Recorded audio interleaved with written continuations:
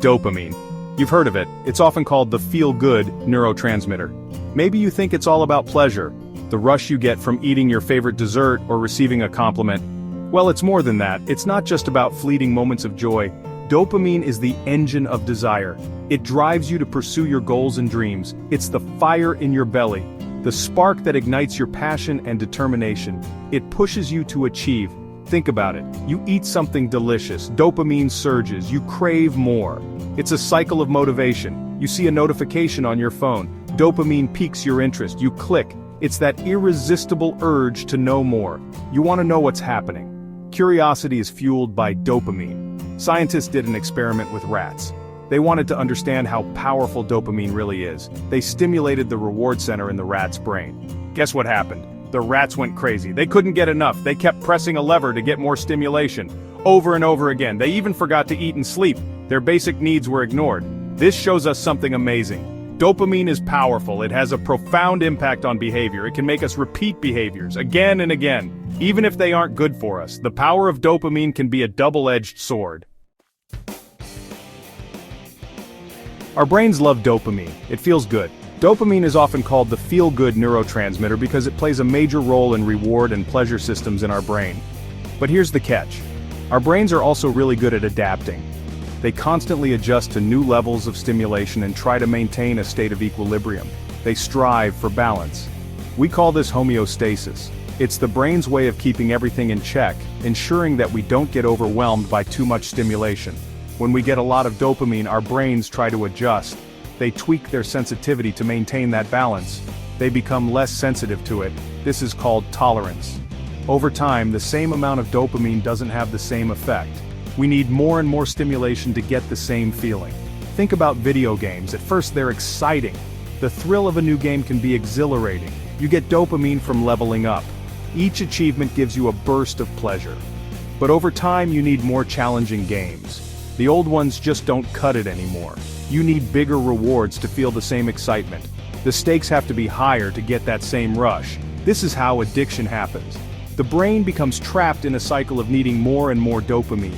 Our brains get used to high levels of dopamine. They start to expect it. We need more and more to feel normal. Without it, we feel off balance and crave that stimulation. Our world is full of dopamine triggers, constantly bombarding us, especially in the digital age, where screens dominate our lives. Social media, video games, streaming services, they're everywhere. They're designed to keep us hooked. Every notification, every like, every bit of exciting news, it's a dopamine hit. Our brains are bombarded daily. It's like eating candy all day long without a break. This constant stimulation can be a problem for our mental health. It can make us less sensitive to the simple joys of life, a walk in nature, a conversation with a friend, face to face. These things might seem boring compared to the dopamine rush of the digital world. We might even start to feel anxious or depressed when we're not plugged in. Our brains crave that dopamine fix, always seeking more. So, what can we do to manage our dopamine levels effectively?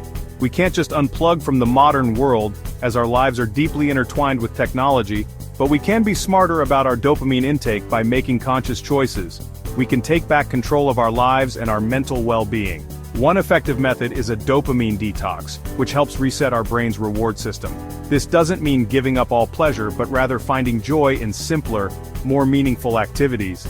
It means taking a break from the things that give us constant dopamine hits, like social media and video games. Try putting away your phone for a few hours each day to give your brain a rest. Go for a walk without headphones to reconnect with nature. Read a book to stimulate your mind in a different way. Let your brain experience a little boredom. It's good for you and can spark creativity.